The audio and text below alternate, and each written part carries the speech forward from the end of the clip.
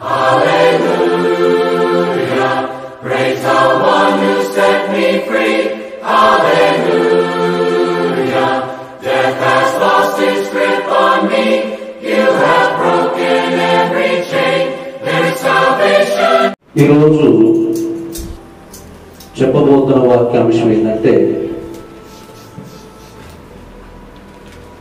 శ్రమల్లో ప్రార్థించే మనసు నీకుందా? ఈరోజు మన అంశం ఏంటి? శ్రమల్లో ప్రార్థించే మనసు నీకుందా? ఎందుకు ఈ అంశాన్ని మేము ముందుకు తీసుకొస్తున్నానంటే, నా ప్రియమైన సహోదరి సహోదరులారా, సమాజంలో సొసైటీలో మనుషుల మధ్య మనం నివాసం చేస్తున్నాం కాబట్టి వాతావరణం వల్ల కానీ, మన తింటున్న తిండి వల్ల కానీ, మన తాగుతున్న నీళ్ళు వల్ల కానీ, మన తినే ఆహారంలో కానీ, మన శరీర స్థితిని బట్టి కానీ మనము బలహీనలు కావచ్చు, అనారోగ్యం కావచ్చు, సమస్యలు కావచ్చు, ఇబ్బందులు కావచ్చు. ఇవన్నీ మనిషికి వస్తాయి. సమస్యలైనా, ఇబ్బందులైనా, రోగములైనా, అవమానాలైనా, అప్పులైనా ఎవరికైనా వస్తాయంటే మనుషులకు వస్తాయి. ఈ మనుషులకి వచ్చినప్పుడు ఈ మనుషులు వాటిని చూసి భయపడుతున్నారా? వాటిని చూసి కుంగిపోతున్నారా? వాటిని చూసి మనీద పడుతున్నారా? వాటిని చూసి ఇక నా జీవితం వ్యర్థం అనుకుంటున్నాడా?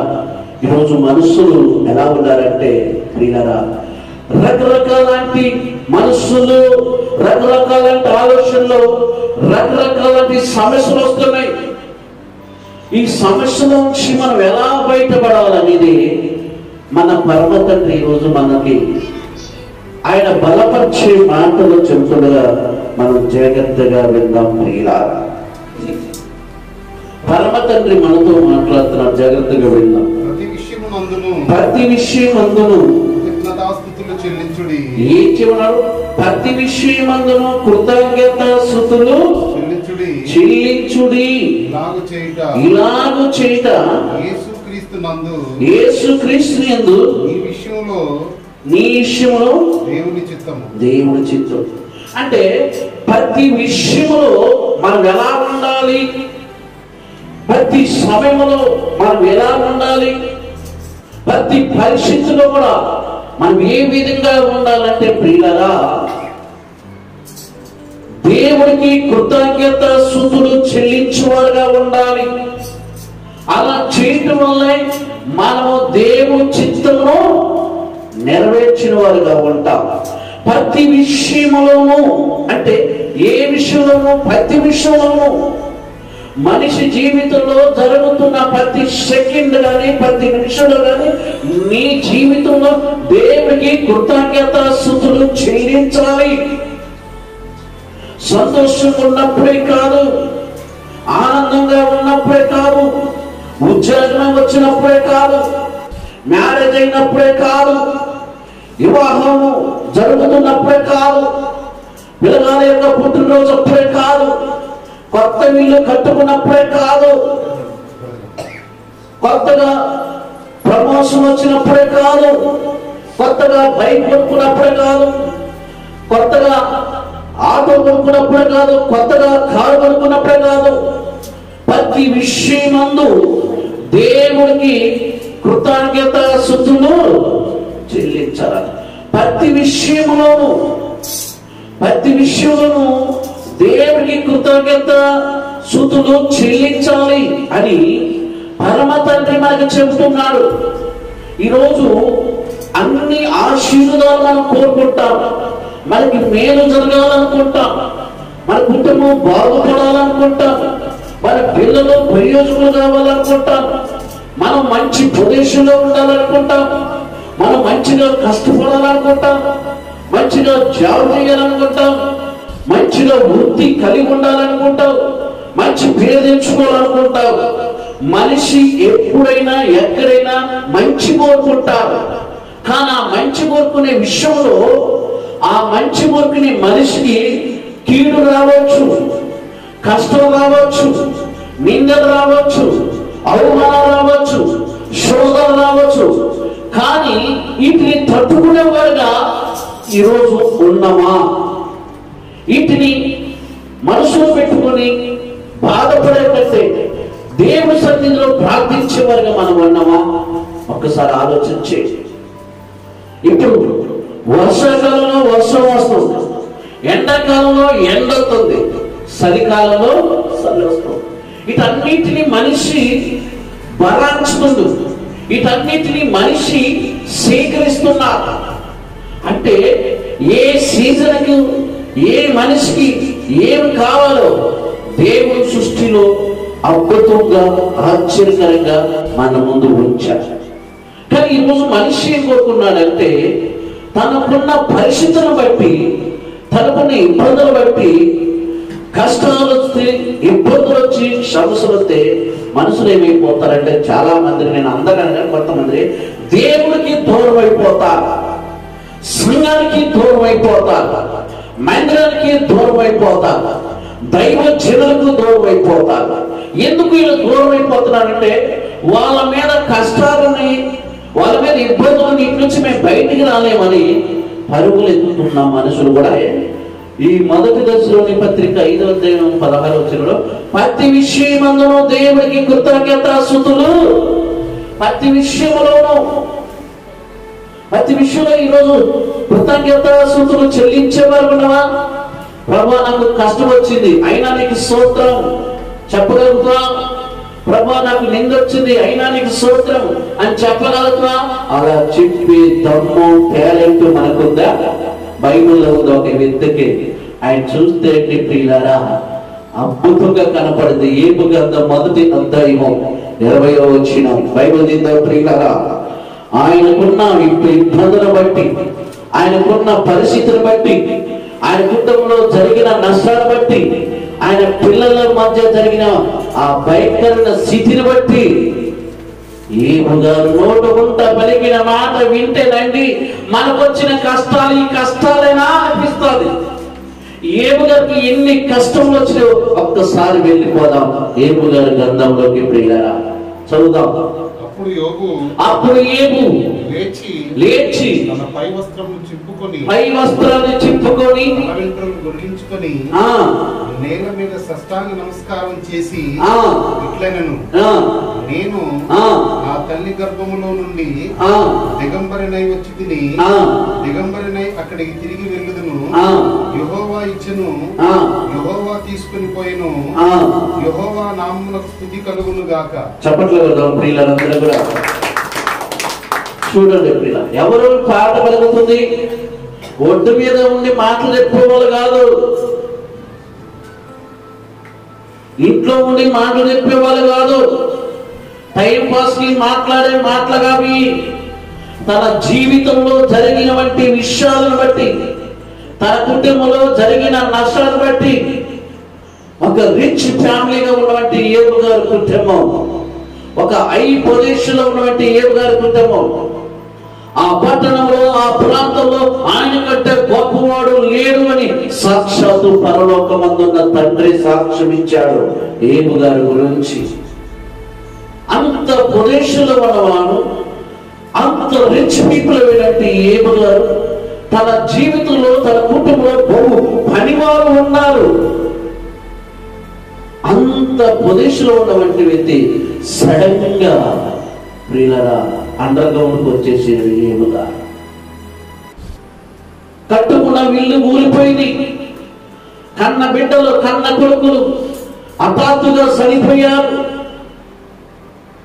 గొర్రెలు చనిపోయి, మేకలు చనిపోయి, ఒంటలు చనిపోయి, ఎడ్లు చనిపోయి, ఎవరయ్యా మిగిలారంటే ఏబు భార్య మిగిలిపోయింది.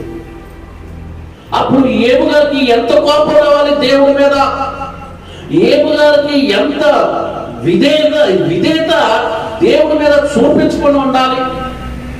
అయినా దేవుడు నమ్ముకున్నాక నాకేంటి కష్టాలని ఏబు గారు ఆలోచించాలా?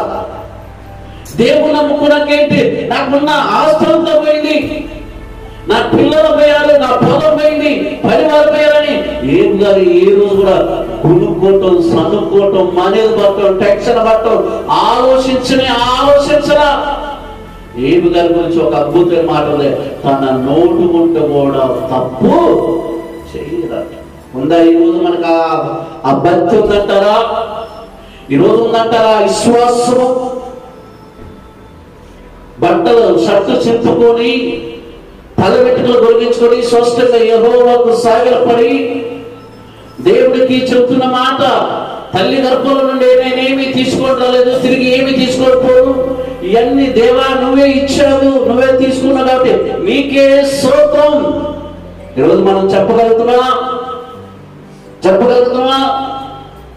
ఏదో నష్టం వస్తే దేవా నువ్వుకే స్తోత్రం చెప్పగలుగుతామా? చెప్పే ప్రదేశంలో మనం ఉన్నామా?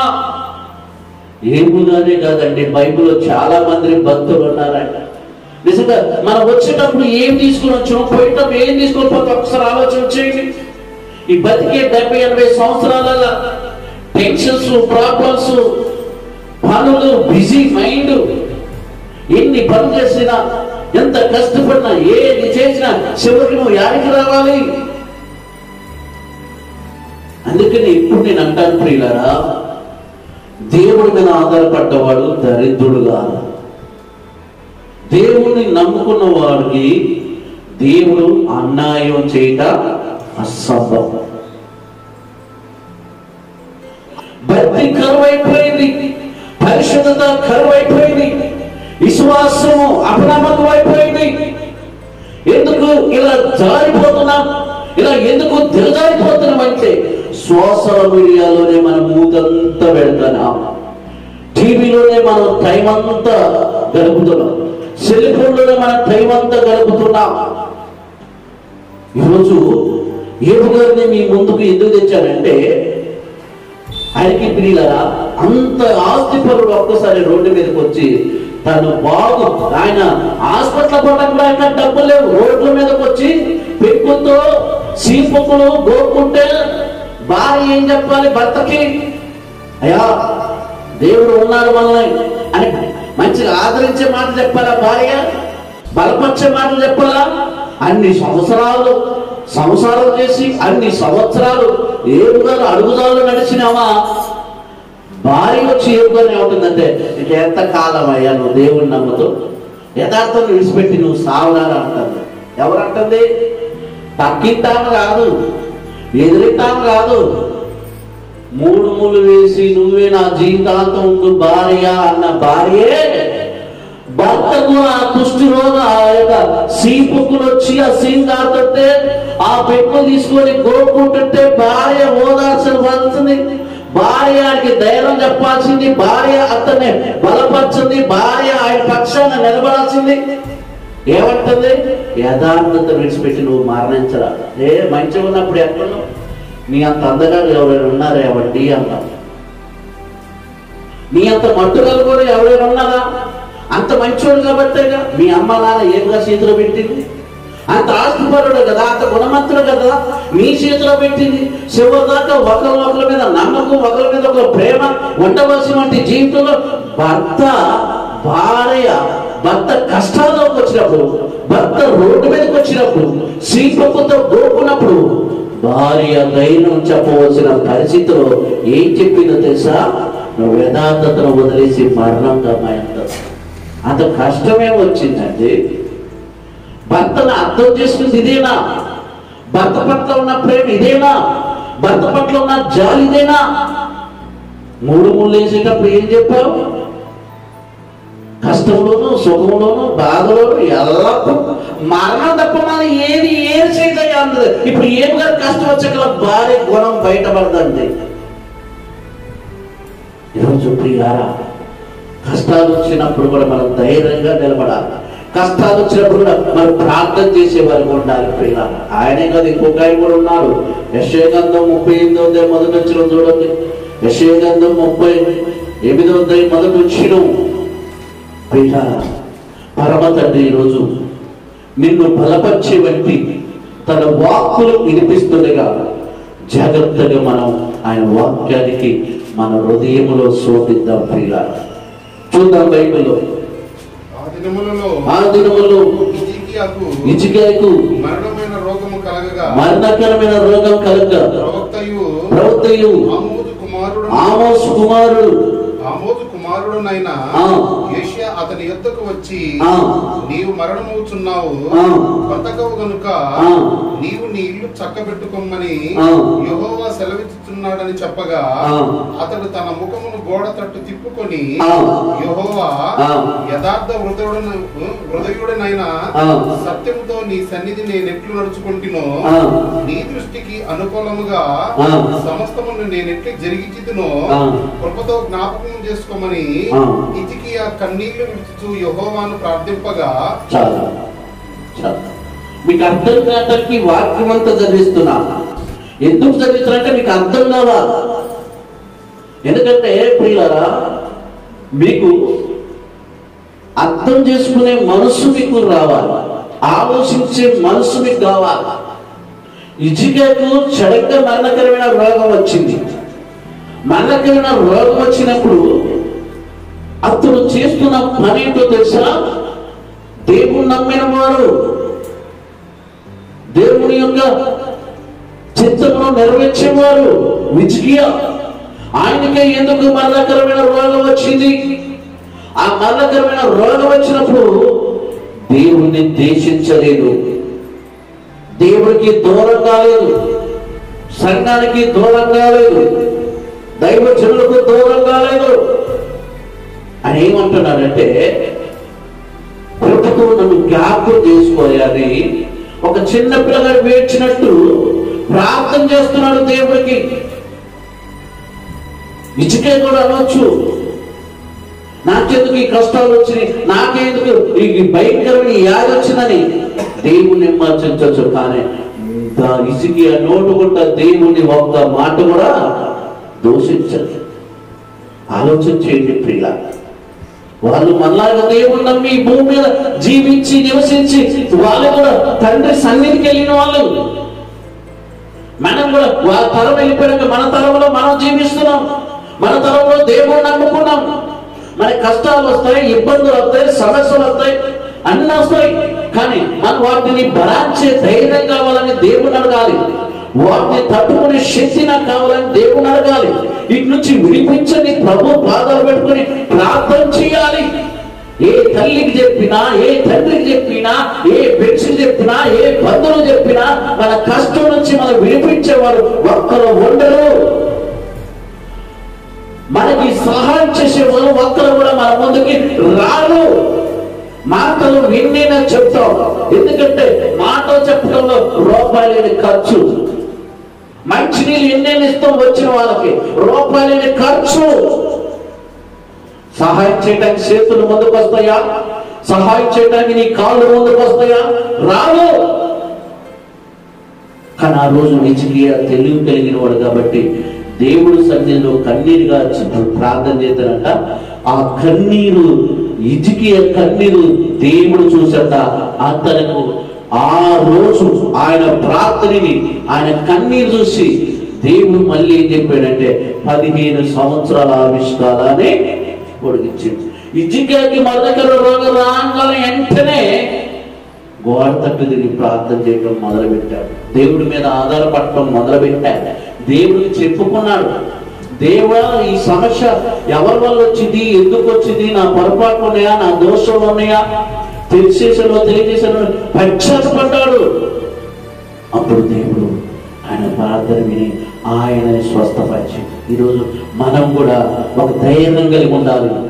ప్రార్థన చేస్తే మన పరిస్థితులన్నీ మారుతాయనే. అపోస్తలుల కార్యం 16వ అధ్యాయము 23వ వచనం. అపోస్తలుడైన పౌలు శైలి వారు చేసిన పనులను బట్టి ఒక అద్భుతం కనపడుతుంది అక్కడ ప్రియులారా. 16వ అధ్యాయము 23వ వచనం. వారు చాలా దెబ్బలు కొట్టి వారిని చెరసాలలో వేసి భద్రంగా కనిపెట్టవలని చెరసాల నాయకుడికి ఆజ్ఞాపించిన ఆజ్ఞను నుండి ఆ, వారిని లోపల చెరసాలలోనికి త్రోసి ఆ, వారి కాళ్ళకు బొండలు వేసి బిగించెను. ఆ, అయితే ఆ, మధ్యరాత్రి వేళ ఆ, పౌలును శీలయు దేవునికి ప్రార్థించుచు ఆ, కీర్తనలు పాడుచుండిరి, ఆ. ఖైదీలు వినుచుండిరి. చాలు. అసలు పౌలు గారు శీలయ్య గారు ఏమైనా పొరపాటు చేశారంటే చేయలేదండి. ఎవరైనా మోసం చేశారంటే చేయలేదండి. ఏమైనా దొంగతనం చేశారంటే చేయలేదండి. ఎవరికైనా దోసుకున్నారంటే దోసుకోలేదండి. దేవుడు వాక్యం చెప్పి అనేక మందిని ఆ రోజుల్లో దొంగతనం చేసే వాళ్ళని, మోసాలు చేసే వాళ్ళని, అబద్ధాలు ఆడే వాళ్ళని, వ్యభిచారం చేసే వాళ్ళని, అలాంటి వాళ్ళను మంచిగా బతకాలని దేవుడి యొక్క వాక్యాన్ని చెప్పుకుంటూ వస్తూ ఉండగా ప్రియులారా, ఒక పట్టణానికి రాగానే ఆ పట్టణంలో ఒక పూతోను అనే ఒక దయ్యం ఒక అమ్మాయి పడితే ఆ అమ్మాయి కోసం ప్రార్థన చేస్తే ఆ అమ్మాయిలో ఉన్న పూతోను దయ్యం వెళ్ళిపోయింది. ఇప్పుడు వీళ్ళు మంచి చేసినప్పుడు ఆ ఊరో ఏం చేయాలి? మంచి చేసిన చెప్పాలి. కానీ ఏం చేసా తెలుసా? నువ్వు దయ్యాలు పట్టిన వాడివి, మా యొక్క బిజినెస్ ని ఆ అమ్మాయిలో దయ్యం పట్టడం వల్ల బిజినెస్ చేస్తుంది అక్కడ యజమానురాలు. ఆ యజమానురాలు రోమా అధికారాలు చెప్తే ప్రియులరా పౌలును శీలను తీసుకెళ్ళంట. ప్రియులరా బాగా దెబ్బలు కొట్టి కాళ్ళతో చేతులకు సైకిలేసి తీసుకుపోయి జైలు వేశారు. జైలు అంటే ఈరోజు 4 కదా, రోజులు బాయిలు అంట. ఆ బాయిలో వేసి పైన ఇనపకడ్డీలు వేసేదన్నమాట. కరెంటు లేదు, ఫ్యాన్ లేదు, టీవీ లేదు, పేపర్ లేదు, ఛాయ్ లేదు. అన్ని దెబ్బలు తిన్నా, అంతగా వాళ్ళని దూషించబడిన, అంతగా విమర్శించబడిన, అంత మందిలో కొట్టి ఒక నేరస్తుగాని ఒక మోసగాన్ని తీసుకొచ్చి ఆ సెరసాల వేసినప్పుడు కూడా పౌలు శీలియు ఏం చేశారో తెలుసా? అబ్బా ఈ దెబ్బలను తిన్నాం కదా, అలిసిపోయినాం కదా, ప్రశాంతంగా రెస్ట్ తీసుకుందామని అనుకోలా. అర్ధరాత్రి అప్పుడంట. ఎప్పుడు? అర్ధరాత్రి. కొంతమంది అంటారు అర్ధరాత్రి అయినా కానీ సెల్లులో నుంచి మూతి మాత్రం తీయదు. ఒక్కసారి యూట్యూబ్ సెల్లులో మూతి పెట్టినట్టు నెట్ అయినా అయిపోవాలి, సెల్లు ఛార్జింగ్ అయినా అయిపోవాలి. ఈ రెండింటిలో ఏదైనా ఒకటి అయితేనే ఆ మూతి తీస్తాం, మొఖం తీస్తాం. అప్పటిదాకా అది అయిపోయిందో కాలేదో మన టీవీకి వస్తాం. అది ఏంటి 7:30 నుంచి 9:30 ప్రియుల దేవుని నమ్మిన వాళ్ళంతే, దేవుని నమ్మని వాళ్ళంతే సీరియల్ పిచ్చి మీద పడిపోయారు. ఆ రోజు అర్ధరాత్రి అప్పుడు కూడా పౌలు శీలు అన్ని దెబ్బలు తిని కూడా అంత నేర్చుకుని కూడా అంత సిక్కిపోయి ఉండి కూడా వాళ్ళు దేవుడి కంటే అర్ధరాత్రి అప్పుడు చర్చలో ఉన్నప్పుడు పౌలు శీలు దేవుడికి పాటలు పాడుతూ ప్రార్థన చేశారు. చూడండి, మనం మంచి పద్దాలు పని చేస్తాం, 3 పూట్ల భోజనం, సాయంత్రం పడుకునే ముందు 1 గంట, ఒక అర్ధగంట బైబుల్ చదవటం కానీ, ఒక అర్ధగంట ప్రార్థన చేయటం కానీ ఉందంటారా? జ్వరం వచ్చినప్పుడు మరి బాగానే ప్రార్థన చేస్తాడు, బాగా గుర్తుపోతాడు దేవుడు. అప్పుడైనప్పుడు బాగానే దేవుడు గుర్తుపోతాడు. అవమానాలు వచ్చినప్పుడు బాగానే దేవుడు గుర్తుపోతాడు. నిందలు వచ్చినప్పుడు బాగానే దేవుడు గుర్తుపోతాడు. మనుషులందరూ నేను విలువేసినప్పుడు బాగానే దేవుడు గుర్తుపోతాడు. కానీ అవియాలు చక్కగా ఉన్నప్పుడు, కుటుంబం చక్కగా ఉన్నప్పుడు, మన దేహం చక్కగా ఉన్నప్పుడు, మన మనసు మంచిగా ఉన్నప్పుడు మోకరించి ప్రభువుని ఏడుకున్నావా? పౌలు శీలియు ప్రార్థించే పరిస్థితి కూడా కాదు, పాటలు పాడే స్థితి కూడా కాదు. ఆ రోజుల్లో వారు పాటలు పాడటానికి మొదలు పెట్టారంటే, ఈ రోజు మనం పాటలు పాడాలంటే మైక్ మంచిగా ఉందా అయ్యగారు? వాద్యాలు కొట్టేవారు ఉన్నారా? మ్యూజిక్లు ఉన్నాయా? ఇవి ఉంటేనే నేను పాడతా అని కొత్తరైతే జనమందరూ వచ్చినాక నేను పాడతా పాటలు. నువ్వు జనం కోసం కాదు పాటలు పాడాల్సింది, పరమందున్న తండ్రి కొరకు నువ్వు పాటలు పాడాలి. జనం కోసం కాదు, దేవుడి కోసము. దేవుడి చిత్తం మన జీవితంలో నెరవేర్చబడాలని ప్రియుల. ఆ రోజు పౌలు గారికి శీల గారికి ఏ మ్యూజిక్లు ఉన్నాయండి? వాళ్ళ పరిస్థితి అలా ఉంది కాబట్టి ఆ పరిస్థితి నుంచి బయటపడాలని, ఆ కష్టం నుంచి బయటపడాలని అర్ధరాత్రి వాళ్ళు ప్రార్థన చేస్తూ వాళ్ళు పాటలు పాడుతుంటేనంట శరసాలు పునాదులే కదిలిపోయినట్ట. చెప్పలు కదా ప్రియుల? ఈరోజు ఉందంటారా అంత భక్తి, అంత ప్రార్థన? నేను ఎప్పుడైనా ఒక్కటే చెప్తుంటాను, మోకాల ప్రార్థన మనల్ని అన్యాయమో చేయదు. మోకాల ప్రార్థన మనల్ని ఎప్పుడు అన్యాయమో చేయదు. మనం ఈరోజు ఆ మోకాల ప్రార్థన లేకపోవటం వల్లే మనం తలదించవలసిన పరిస్థితి వస్తుంది. సాతానుడికి బెండ్ అయిపోతున్నాం, లోకానికి బెండ్ అయిపోతున్నాం, శోధనకి బెండ్ అయిపోతున్నాం, కష్టాలకి బెండ్ అయిపోతున్నాం. నీలో భక్తి లేకపోవడం వల్ల. భక్తి ఎప్పుడు వచ్చింది? మోకరించి ప్రార్థించినప్పుడు. భక్తి ఎప్పుడు వచ్చింది? బైబిల్ చదివినప్పుడు. భక్తి ఎప్పుడు వచ్చింది? నువ్వు దేవుని స్తుతించినప్పుడు. పౌలు శైలియం చేసిన పని అదే. అర్ధరాత్రప్పుడు అందరూ పండుకుంటే వీళ్ళు కూడా పండుకోవచ్చు, వీళ్ళు కూడా రెస్ట్ తీసుకోవచ్చు. అయినప్పటికీ దేవుని స్తుతించడానికి, దేవునికి ప్రార్థించడానికి ఒక టైం అనేది లేదు. 24 గంటల్లో ఏ క్షణమైనా ఏ నిమిషమైనా పిలిస్తే పలికే మన దేవుడు. చప్పటి కొడదామా ప్రియులారా? అంత గొప్ప దేవుణ్ణి కలిగి ఉన్న మనము, అంత గొప్ప దేవుణ్ణి నమ్ముకున్న మనము ఈ చిన్న చిన్న వాటికి మనం కుంగిపోతున్నాం అంటే ఒక్కసారి ఆలోచన చేయండి. పౌలు శైలియు శరసలేశారు, నన్ను కొట్టారు, తిట్టారు, ఇక దేవుడు సువార్త చెప్పడాన్ని మానుకున్నాడా? అంతమంది జనంలో నా పొరుగు పోయింది తీసుకొచ్చి నేను ఏం చేశానని నన్ను శాసాలేశారని దేవుని దూషించిందా? ఈరోజు పక్కింటాం ఏదైనా అంటే మనతో ఆమెతో 3-4 రోజులు మాట్లాడాలి. మన ఆమెను ఒక్కరి గుడిపోతాం. మనం వచ్చే పడతాం, సహోదరులు ఐక్యత కలిగి ఉండాలంటాం. ముందు ఇంటి పక్కనతో ఐక్యతగా ఉన్నవా? ఇంటి ముందంతో ఐక్యతగా ఉన్నవా? ముందు నీ కుటుంబంలోనే నీ పిల్లలతో ఐక్యతగా ఉన్నవా? దేవుడు ప్రేమ అంటే ఏంటనుకున్నాడు? బంగారు షాప్ పైన ఏమంటాడండి? బంగారు షాప్ పైన ఏమంటాడు? డబ్బులు ఊరికే రావద్దు, ఊరికే డబ్బులు ఊరికే ఎంత కష్టపడతాయి. ఆయన ఒకప్పుడు పిల్లలు ఛాయ్ దాకా డబ్బుల్లో పట్ట. ఈరోజు పిల్లలు ప్రతి జిల్లాలో ఒక షాప్ ఓపెనింగ్ చేస్తాడు, బంగారు షాపు. ఆయన టైట్లు కూడా బాగుంటాయి, ఆయన మాటలు కూడా బాగుంటున్నాయి. అంటే డబ్బులు ఊకిని రావంటే పిల్లల మరి బంగారం కూడా ఊకిన వచ్చిందా? దేవుడు ఊకిని మనం ఆశీర్వదిస్తున్నా. ఎంత కష్టపడితే, ఎంత ప్రయాసపడితే, దేవుడు ఎంత నమ్మకం ఉంటే, దేవుడు ఎంత నలిగిపోతే ఆయన అభిషేకాన్ని, ఆయన ఆశీర్వాదాన్ని, ఆయన బలాన్ని, ఆయన శక్తిని మనం పొందుకుంటాం. అర్థం కావట్లేదండి జనానికి, అర్థం కావట్లేదు. బైబిల్ చదివితేగా అర్థం చేసుకుంటానికి, బైబిల్ మీద మనసు పెడితేగా అర్థం కావటానికి. అందుకే నేను ఎప్పుడు చెప్తుంటాను, బైబిల్ని చదవండి, రెండోది ప్రార్థన చేయండి, మూడోది దేవుని స్తుతించండి. ఈ 3 ద్వారా మన పరిస్థితి మారిపోదు.